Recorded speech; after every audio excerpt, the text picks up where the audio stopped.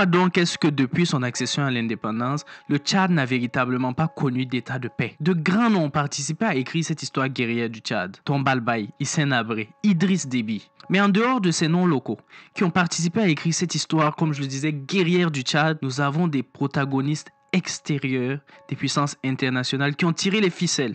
La Libye, les États-Unis, la France se sont rendus coup sur coup au Tchad. Et bien sûr, tout ça dans le sang des Tchadiens. Aujourd'hui, dans cette vidéo, j'aimerais que l'on aille étape par étape. Et la première des étapes, ce serait de revenir sur les fondements même de la géopolitique du Tchad, c'est-à-dire la géographie au service de la politique, des locaux, mais aussi vis-à-vis des puissances internationales. Après ça, on pourra emboîter directement sur l'histoire du Tchad depuis son indépendance et même un peu avant, pendant la période de l'entrée des colons sur le territoire, jusqu'à la période où comment et pourquoi est-ce que Idriss Déby tourne le dos à Hissène Habré pour prendre le pouvoir.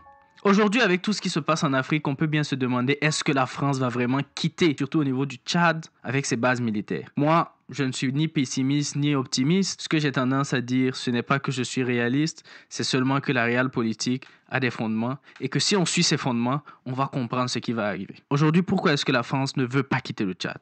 Aujourd'hui, pourquoi est-ce que la France devrait peut-être quitter le Tchad? Tout ça, j'espère vous le faire découvrir dans cette vidéo. Donc si tu es nouveau sur la chaîne, n'hésite pas à t'abonner. Comme tu l'as deviné, ici nous parlons de géopolitique africaine. Maintenant, je vous laisse avec la vidéo. Générique.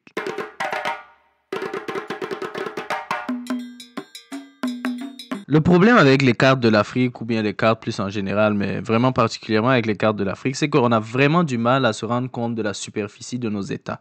Par exemple, le Tchad, lorsqu'on le regarde comme ça au milieu du continent, on n'a pas l'impression que c'est un pays spécialement grand. En réalité, c'est le 5e pays le plus grand du continent, mais ça reste un pays énorme parce que 1 284 000 km², il n'y en a pas beaucoup dans le monde même, je pense, qui peuvent se targuer de territoires aussi larges. Et en géopolitique, quoi qu'on dise, géopolitique, ça vient aussi de géographie. En gros, le Tchad, ici, lorsque vous le regardez avec son grand territoire, il lie à la fois la Libye à la République centrafricaine, au Cameroun, au Nigeria. Au Nigeria, au Cameroun, vous savez, c'est des pays qui sont très très riches en termes de ressources naturelles. Par exemple, le bois, tout ce qui est ressources en eau et autres. En République centrafricaine, on a le diamant. Au Soudan, on a l'or et le pétrole. En Libye, on a le pétrole. Au Niger, on a l'uranium. Bref, c'est un pays qui fait le lien entre vraiment des régions très très importantes pour leur sous-sol, mais aussi des régions très très importantes pour la stabilité finalement de la zone, parce que le Tchad ici, il est directement relié à toute la zone sahélienne qui est aujourd'hui proie au terrorisme, mais il est aussi lié à des pays complètement détruits par la guerre comme la Libye, le Soudan et même finalement la Centrafrique. Donc à partir de cette carte-là, j'ai essayé de dessiner une petite carte. Comme je disais, on va prendre le cas particulier de l'armée française pour vous montrer à quel point à partir du Tchad, on peut émettre une influence géopolitique et surtout militaire sur une très très grande zone de l'Afrique. Donc, lorsqu'on prend les bases militaires françaises, en tout cas avant que M. Déby demande à la France de quitter le Tchad, bien sûr avant que la Côte d'Ivoire aussi n'emboîte le pas, même si aujourd'hui on sait que bon, il y a forcément des alliances certainement dans certains pays, mais on ne va pas parler de ça maintenant. On a par exemple un Tchad ici qui est finalement la clé, parce que l'image parle d'elle-même. On a le Tchad qui est la clé de voûte de l'armée française. Donc, au Tchad, on a 3 bases. On a une première base qui est dans le nord, un nord d'ailleurs qui est très très intéressant lorsqu'on regarde. Par exemple, cette base-là, elle donne directement accès à la Libye, au Niger, mais aussi au Soudan et très très rapidement à l'Égypte, parce que la frontière qui se trouve entre la Libye, le Soudan et le Tchad est une frontière assez poreuse qui peut permettre d'accéder très rapidement à l'Égypte. Et le plus intéressant ici, c'est qu'on se rend compte que la position de cette base-là, elle est orientée vers un certain espace. Donc, lorsqu'on redescend un peu plus bas au niveau du sud-ouest, on remarque que la deuxième base, elle est située en plein sur le Cameroun, le Nigeria. Elle permet donc une ouverture directement sur ces deux pays-là, mais aussi sur la République centrafricaine. Et de l'autre côté, à l'est, on a une base qui est essentiellement tournée vers le Soudan. Un Soudan qui, comme vous le savez, a été divisé suite à beaucoup de mains occidentales et orientales du fait que les Soudanais payent aujourd'hui de leur sang toute la richesse de leur sous-sol, mais en tout cas une base qui est orientée vers les richesses d'or et de pétrole du Soudan. En analysant les autres points clés de l'armée française, on se rend compte que dans l'ouest africain, on a Dakar, mais aussi Abidjan et même le Gabon qu'on peut associer très rapidement au centre, mais aussi un peu à l'ouest. Pourquoi est-ce que je dis qu'on peut associer le Gabon à l'ouest?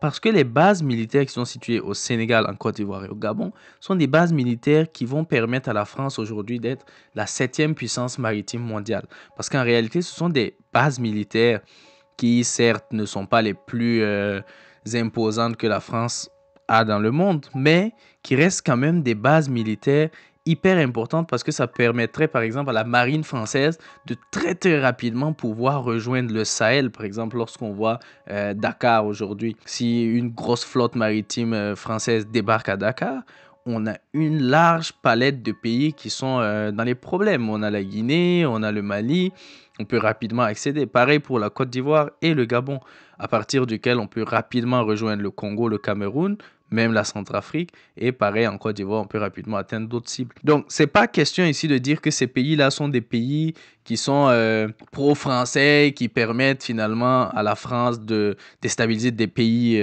voisins. C'est pas de ça qu'il s'agit. Ici, il s'agit juste de dire que si la France a installé des bases militaires dans ces régions-là, c'est pour se prémunir d'une influence très très importante. Pareil, si on regarde au niveau de Djibouti, aujourd'hui on sait de toute façon que Djibouti fait du commerce de sol, si tu veux, ils louent leurs espaces à des bases militaires pour faire de l'économie. Mais avec le canal de Bab el-Mandeb, qui est un canal que aucune puissance ne veut laisser au profil de l'autre, donc Djibouti est obligé finalement de jouer avec les bases et les intérêts des Occidentaux, mais aussi des Orientaux. Mais en gros, lorsqu'on regarde la présence militaire française comme ça, on se rend compte que le Tchad est un point pivot.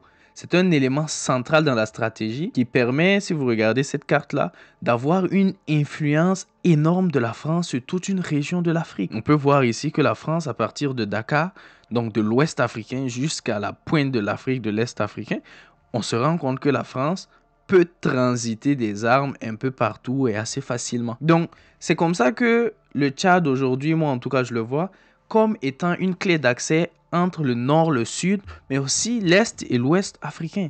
C'est pour ça que je vous dis, le Tchad aujourd'hui est une position beaucoup trop stratégique.